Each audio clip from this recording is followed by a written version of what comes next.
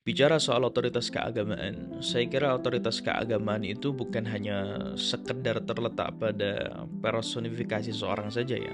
Bahwa ketika kita membahas tentang otoritas keagamaan, kita tidak hanya sekedar melihat sosok tokoh agamanya saja, bahwa kok orang mau sih berbondong-bondong datang kepada mereka, duduk di hadapannya mereka berjam-jam, kemudian rela mendengar petuah-petuahnya dan menaati segala apa yang dinasihatkan olehnya. Saya kira otoritas keagamaan bukan hanya sebatas itu. Lalu apa sih yang disebut dengan otoritas itu? Otoritas tentu tidak terlepas dari budaya politik Romawi. Bahwa yang disebut dengan otoritas itu dalam bahasa mereka adalah apa yang disebut dengan argumen. Argumen itu artinya memperbesar sesuatu. Ya, karenanya ketika kita membahas tentang otoritas, tentu yang namanya otoritas itu tidak terbangun seketika itu juga. Tapi otoritas itu adalah merupakan proses panjang. Karenanya kalau kita membahas tentang otoritas berarti kita membahas tentang relasi waktu. Nah, karenanya ada 3 hal yang membentuk relasi waktu tersebut. Yang pertama apa yang disebut dengan masa lalu. Tapi tentu bukan hanya sekedar masa lalu ya, tapi masa lalu yang fondasional. Misalnya, apa sih masa lalunya orang-orang Romawi? Masa lalu fondasional orang-orang Romawi itu adalah pembangunan kota Roma. Masa lalu fondasionalnya orang Kristen adalah penyaliban Yesus. Masa lalu fondasionalnya orang Muslim apa? Yaitu masa lalu kenabian. Nah, karena itu seluruh Muslim mau di Eropa, mau di Amerika, Afrika, Asia, Indonesia, semua sepakat bahwa ketika ditanya tentang masa lalu paling fondasional apa, ya pasti masa kenabian. Nah, itu menjadi sesuatu yang penting. Nah, lalu yang kedua, selain masa lalu yang fondasional, yang menjadi pembangunnya adalah koneksi terhadap masa lalu tersebut. Karena koneksi ini sangat penting. Sebab begini, masa lalu yang fondasional itu namanya juga masa lalu ya. Tentu dia sudah tidak ada. Karena itu diperlukan sesuatu untuk menghadirkan masa lalu itu ke masa kini, masa lalu fondasional tadi ke masa kini untuk tetap bisa menjadi pondasi. Maka yang kita perlukan adalah yang disebut dengan koneksitas. Nah, misalnya gini, bagaimana sih tradisinya orang-orang Romawi dulu membangun koneksi dengan masa lalu? Tradisinya adalah mereka itu senantiasa membangun koneksi dengan keluarga-keluarga atau dengan orang-orang yang memiliki nasab kepada orang-orang yang dulu punya kontribusi dalam pembangunan kota Romawi. Karena itu dalam tradisi politik mereka hanya orang-orang yang punya nasab sajalah yang kemudian bisa masuk di dalam senator.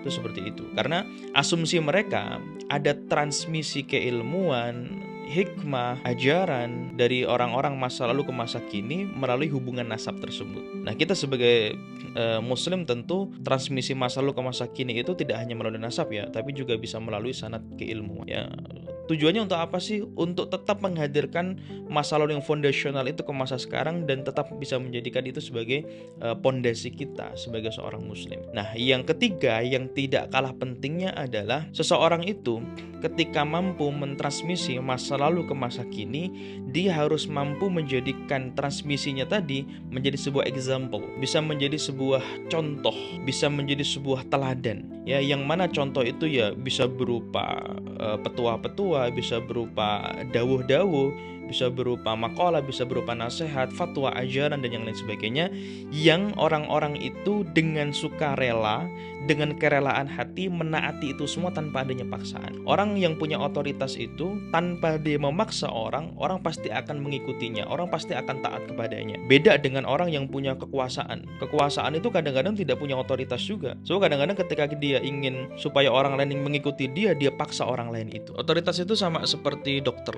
Kita pergi ke dokter untuk berobat, lalu kita diberi obat tanpa kita dipaksa pun kita pasti akan meminum obat itu. Jadi saya kira otoritas keagamaan itu bukan hanya sebatas pada Anda berilmu lalu Anda otoritatif bicara agama, tidak. Jadi kalau kita melihat misalkan gini, kenapa sih Mbah Yai Anwar Mansur misalnya, kok beliau tuh sangat begitu dihormati, dawuh-dawuhnya beliau tuh sangat begitu ditaati. Kenapa sih kok begitu? Kenapa kok saya enggak misalnya begitu?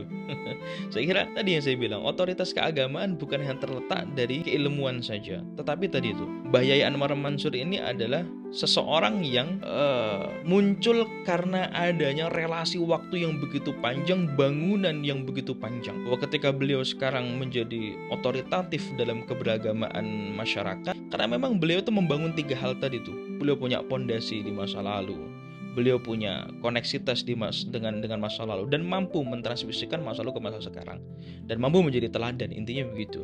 Jadi otoritas bukan hanya sebatas Anda punya ilmu, tapi bagaimana Anda membangun 3 hal tadi. Makanya wajar kalau sekelas Buya Anwar Mansur begitu dihormati oleh masyarakat, dan Anda tidak perlu iri dengan hal itu, sebab bisa jadi Anda tidak mampu membangun hal itu, kan seperti itu. Wallahu a'lam bishawab.